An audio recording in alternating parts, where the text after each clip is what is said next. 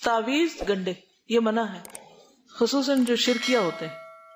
شرکیہ تعویذ اور تلسمی منتر پڑھتے ہوئے گرہ لگائے گئے دھاگے، علاج کی غرض سے پہنی گئی چیزیں، منکے، کوڑیاں، سیپیاں، دھات کے کڑے، اور اس نیت سے یہ سب پہننا کہ اس سے علاج ہوگا، یہ منع ہے.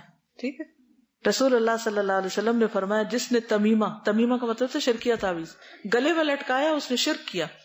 ابن مسعود کہتے ہیں میں نے رسول اللہ صلی اللہ علیہ وسلم کو فرماتے ہوئے سنا بلا شبہ جھاڑ پھونک، تعویذ اور حب کے اعمال شرک ہیں. لوگوں نے کہا اے عبد الرحمن یہ جھاڑ پھونک اور تعویذ کو تو ہم جانتے ہیں، یہ حب کے اعمال کیا ہیں؟ انہوں نے کہا یہ کوئی ایسا عمل ہے جو عورتیں کرتی ہیں اپنے خامدوں کے ہاں محبوب ہونے کے لیے. یعنی ایسا تعویذ لکھواتی ہیں کہ جس سے شوہر کی نظر میں بہت محبوب ہو جائے. عمران بن حسین نے ایک آدمی کے بازو میں پیتل کا چھلا دیکھا، پوچھا یہ کیا؟ اس نے کہا کمزوری کی وجہ سے. انہوں نے کہا اگر چھلے کو پہنتے ہوئے تجھے موت آ گئی تو تجھے اسی کے سپرد کر دیا جائے گا. تعویذ لٹکانا، کئی لوگ تعویذ گلے میں لٹکاتے ہیں، یہ بازو پہ باندھتے ہیں، یہ کہیں اور لٹکا دیتے ہیں.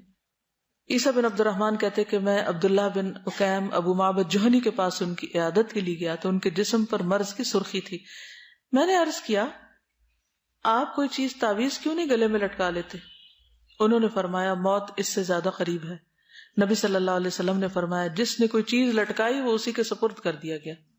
یعنی لٹکانا پسندیدہ نہیں. مشکلات اور تکالیف سے بچنے کے لیے، دنیاوی مقاصد حاصل کرنے کے لیے امام ضامن باندھنا شرک ہے. بعض اقوام میں مسافروں کو سفر کی ابتدا میں یہ بازو پر باندھتے ہیں. کوئی سفر پہ جا رہا ہو تو کہتے ہیں امام ضامن باندھ لو، جبکہ مسلمانوں کو ایسے مواقع کے لیے مسنون دعائیں سکھائی گئی ہیں. آتی ہیں سفر کی دعائیں. رویفہ کہتے ہیں رسول اللہ صلی اللہ علیہ وسلم نے مجھے فرمایا اے رویفہ امید ہے تمہیں میری بات لمبی زندگی ملے گی تو تم لوگوں کو بتا دینا کہ جس نے اپنی داڑھی میں گرہ لگائی، یعنی داڑھی کے بالوں میں خود گرہ لگائی یا تانت باندھی، تانت ہوتی تاند جس کو پنجابی میں کہتے ہیں نا، یہ دھاگا، یا کسی جانور کے گوبر یا ہڈی سے استنجا کیا تو محمد صلی اللہ علیہ وسلم اس سے بری ہیں، یعنی آپ اس کو اپنی امت میں نہیں شمار کریں گے. نبی صلی اللہ علیہ وسلم کی تعویذ پہننے والے شخص سے بیزاری. عقبہ بن عامر کہتے ہیں ایک مرتبہ رسول اللہ صلی اللہ علیہ وسلم کی خدمت میں 10 آدمیوں کا ایک وفد حاضر ہوا. نبی صلی اللہ علیہ وسلم نے ان میں سے 9 آدمیوں کی بیعت کر لی اور ایک سے ہاتھ روک لیا. انہوں نے پوچھا یا رسول اللہ آپ نے 9 سے بیعت کی ہے اور اس شخص کو چھوڑ دیا؟ آپ نے فرمایا اس نے تعویذ پہن رکھا ہے. یہ سن کر اس نے گریبان میں ہاتھ ڈال کر اس تعویذ کو ٹکڑے ٹکڑے کر دیا اور نبی صلی اللہ علیہ وسلم نے اس سے بھی بیعت لے لی اور فرمایا جو شخص تعویذ لٹکاتا ہے وہ شرک کرتا ہے. صحابہ کی بیزاری. قیس بن سکن کہتے ہیں عبداللہ بن مسعود نے اپنی بیوی کو دیکھا کہ اس نے سرخ دانوں خسرے کی بیماری کی وجہ سے تعویذ پہنا ہوا ہے تو انہوں نے سختی سے اسے کاٹا اور کہا عبداللہ کی آل شرک سے بیزار ہے. ہم نے نبی صلی اللہ علیہ وسلم سے یہ بات یاد کی ہے کہ بلا شبہ جھاڑ پھونک، تعویذ اور حب کے اعمال شرک ہیں. ابن مسعود کی بیوی زینب فرماتی ہے ہمارے یہاں ایک بڑھیا آیا کرتی تھی، وہ سرخ دانوں کی بیماری کا دم کرتی تھی اور ہمارے پاس لمبے پایوں والی ایک چارپائی تھی. عبداللہ جب گھر میں داخل ہوتے پہلے کھانستے آواز دیتے پھر اندر آتے. ایک دن وہ تشریف لائے، جب اس بڑھیا نے ان کی آواز سنی تو چھپ گئی. وہ آ کر میرے پاس بیٹھ گئے. انہوں نے مجھے ہاتھ لگایا تو انہیں دھاگا سا محسوس ہوا جو میں نے گلے میں ڈالے ہوا تھا. انہوں نے کہا یہ کیا ہے؟ میں نے کہا اس نے مجھے سرخ دانوں کی بیماری کا دم کر کے دیا. انہوں نے اسے کھینچ لیا، توڑ کے پھینک دیا. فرمایا عبداللہ کے گھر والوں کو شرک کی کوئی ضرورت نہیں. میں نے رسول اللہ صلی اللہ علیہ وسلم سے سنا آپ فرما رہے تھے دم جھاڑ، تعویذ اور حب کا عمل سب شرک ہے. تو لٹکانے والے تعویذ درست نہیں. منتر. جابر بن عبداللہ سے روایت ہے کہ رسول اللہ صلی اللہ علیہ وسلم سے نشرہ کے بارے میں دریافت کیا گیا. فرمایا یہ شیطانی عمل ہے. نشرہ کیا ہوتا ہے؟ جن جادو اتارنے کے لیے شرکیہ اور جاہلانہ منتر پڑھنا، یعنی جھاڑنا. شرکیہ دم سے جھاڑ بھی منع ہے، صرف پہننا نہیں بلکہ جو بھی آپ پہ کچھ پڑھے پتا ہو وہ پڑھ کیا رہا ہے. یہ یقین کرنا ضروری ہے کہ وہ صحیح آیات یا مسنون دم ہی کر رہا ہے. گھوڑے کی نال پتہ وہ کیا ہوتی؟ جادو، نظر بد، بیماری یا حادثات سے محفوظ رہنے کے لیے گاڑی، مکان یا دکان وغیرہ پر گھوڑے کی نال لٹکانا یا کالے دھاگے وغیرہ باندھنا اللہ تعالیٰ پر عدم اعتماد کا اظہار ہے، شرک ہے. اس کی بجائے اللہ کی پناہ اور حفاظت طلب کرنے والی دعائیں پڑھنی چاہیے. اب آپ دیکھیے کہ پیچھے جتنے بھی دم کے طریقے مسنون ہیں جب آپ کو پتا ہوں گے تو اس کے علاوہ باقی سب آؤٹ کر دیں. ٹھیک.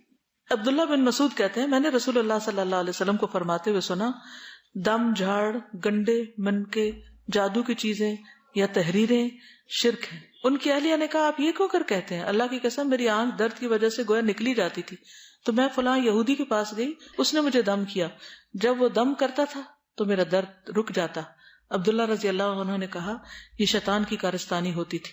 وہ تمہاری آنکھ میں اپنی انگلی مارتا تھا، جب وہ یہودی دم کرتا تو شیطان باز آ جاتا. یعنی شیطان جسے اس دن بھی بتایا تھا نا، بعض اوقات ایک دم سوئی چبھتی ہے جسم میں، تو شیطانی کچوکا بھی ہوتا ہے.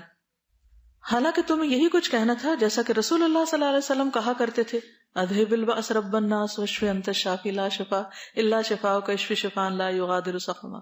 بس اتنا ہی کہہ دیتی، کسی کے پاس جانے کی کیا ضرورت تھی.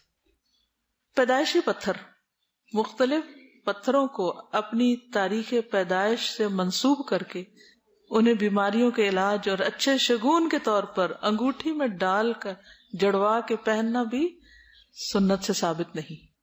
یہ چیزیں بھی، کیونکہ پتھر میں کیا رکھا ہے، یعنی کئی لوگ پتھروں کے مختلف ناموں کو ڈیٹ آف برتھ کے ساتھ میچ کرتے ہیں. اس سٹار کے ساتھ یہ پتھر میچ کرتے ہیں، منحوس ہے یہ، اس کے لیے ایسا اور ویسا. کچھ ستاروں کے ساتھ کرتے رہتے ہیں. تو یہ سب شرک کی قسمیں، شرک اصغر ہے. ربیہ کہتے ہیں کہ عمر رضی اللہ عنہ حجر اسود کے پاس آئے، اسے بوسہ دیا اور فرمایا میں خوب جانتا ہوں تو صرف ایک پتھر ہے، نہ کسی کو نقصان پہنچا سکتا ہے نہ نفع. تو اس سے کیا دلیل ملتی ہے کہ کوئی پتھر کسی کو نہ فائدہ دے سکتا ہے اور نہ نقصان. اگر میں نبی صلی اللہ علیہ وسلم کو تجھے بوسہ دیتے ہوئے نہ دیکھتا تو میں تمہیں کبھی بوسہ نہ دیتا. رسول اللہ صلی اللہ علیہ وسلم نے فرمایا جس نے برا شگون لیا یا اس کے لیے برا شگون لیا گیا، جس نے کہانت کی یا اس کے لیے کہانت دی گئی، جس نے جادو کیا یا اس کے لیے جادو کیا گیا، وہ ہم میں سے نہیں. ٹھیک ہے، یعنی خود کرنا یا کسی کے لیے کرنا، یا جس کے لیے کیا جائے، وہ سب اس میں آ جاتے ہیں. نبی صلی اللہ علیہ وسلم نے فرمایا میری امت کے 70,000 لوگ بلا حساب جنت میں جائیں گے. یہ وہ لوگ ہوں گے جو جھاڑ پھونک نہیں کراتے، نہ شگون لیتے اور اپنے رب پر بھروسہ کرتے ہیں.